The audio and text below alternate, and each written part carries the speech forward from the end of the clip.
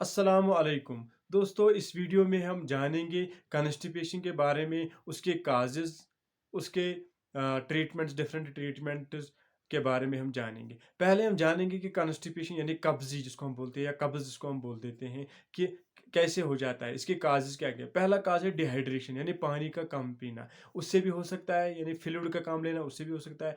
Lack of dietary fibre, जो fibre होता है डिफरेंट वेजिटेबल्स में, डिफरेंट फ्रूट्स में, जैसे बनाना है उसमें फाइबर होता है, तो उसका सेवन जो है कम करते हैं तो उससे भी हो सकती है। फिजिकल इनएक्टिविटी उससे भी हो सकता है, या कुछ मूवमेंट जो है यानी पेरिस्टालिटिक मूवमेंट जिसको है, उसमें जब कोई तनाव आया होगा तो उससे भी कॉन्स्टिपेशन हो जाती है। उसके बाद हम देखेंगे कि कुछ ड्रग्स होते हैं, यानी कुछ मेडिकेशंस भी होते हैं, उनसे भी हो जाता है, जैसे एंटी डिप्रेसेंट ड्रग्स हम यूज़ करते हैं, या पेन मेडिसिन यूज़ करते हैं जिसको एनाल्जेसिक हम बोलते हैं, उससे भी हो सकता है। या एंटासिड्स जो हम स्टोमक के लिए यूज़ करते हैं जिसमें कैल्शियम होता है, जैसे मोलैक्स होता है, या अल्युमिनियम हाइड्रोक्साइड, उससे भी क्या कॉन्स्टिपेशन जो है वो ज़्यादा हो सकती है।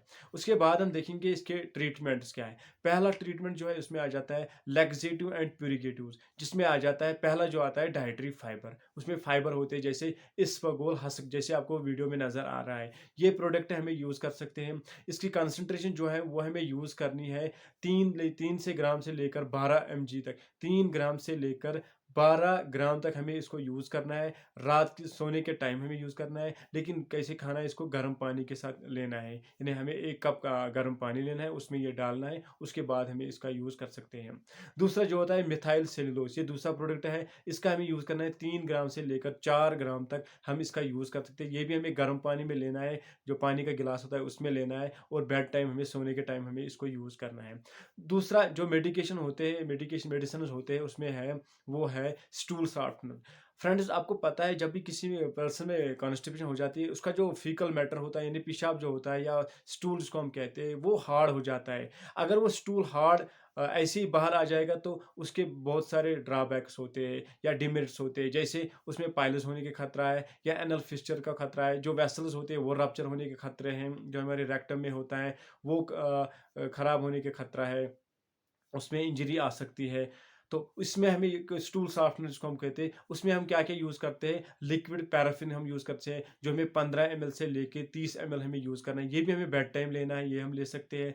दूसरा क्या होता है, दूसरा आता है डोकोसिट। डोकोसिट का हम यूज़ कर सकते हैं, ये हमें दिन में 3 बार लेनी है, लेकिन ये हमें दिन में यूज़ करना है, ये हमें 3 बार लेना है। 100 mg से लेके 400 mg तक इसका हम यूज़ कर सकते हैं। तीसरा क्या आ जाता है, दूसरा आता है स्टूमुलेंट, जिसको हम बोल देते हैं प्यूरिगेटिव। स्टूमुलेंट एंड प्यूरिगेटिव्स का यूज़ हम करते हैं। उसमें आता है इंपॉर्टेंट ब्रांड जो आता है, वो आता है अ, वो आता है बिसाकोडल या सोडियम पिकोसल्फेट। बिसाकोडल एक इंपॉर्टेंट ब्रांड्स में आता है जिसका नाम है डल्कोलेक्स। ये हम यूज़ कर सकते हैं, यानी ये भी हमें रात के टाइम लेना है, तो ये हम यूज़ कर सकते हैं। इससे भी कॉन्स्टिपेशन जो है उससे राहत मिल सकती है।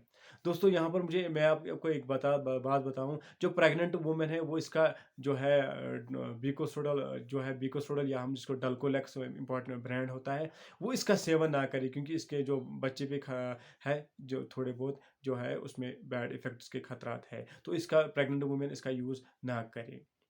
तीसरा, इसमें क्या आता है, होम रेमेडीज़ की हम बात करेंगे। अगर हम होम रेमेडीज़ की बात करें कि घर पे अगर हम चाहेंगे कि घर पे ही हम इसका ट्रीटमेंट करें, तो हम क्या यूज़ कर सकते हैं। पहला आ जाता है फिग एंड किशमिश। फिग यानी जिसको हम बोलते हैं अंजीर, उसको हमें लेना है, उसको हमें पानी में डालना है। सुबह खाली पेट अगर हम लेंगे तो उससे भी अच्छा रिज़ल्ट मिलेगा। अगर ऐसे नहीं ले सकते कि रात के सोने के वक़्त हम ले सकते हैं। दूसरा क्या है, घी प्लस मिल्क, यानी देसी घी, यानी घर का घी जो होता है, और दूध, गर्म दूध उसमें डाल के रात के टाइम सोने के टाइम इसको पीना है, तो इससे भी कॉन्स्टिपेशन दूर हो जाएगी।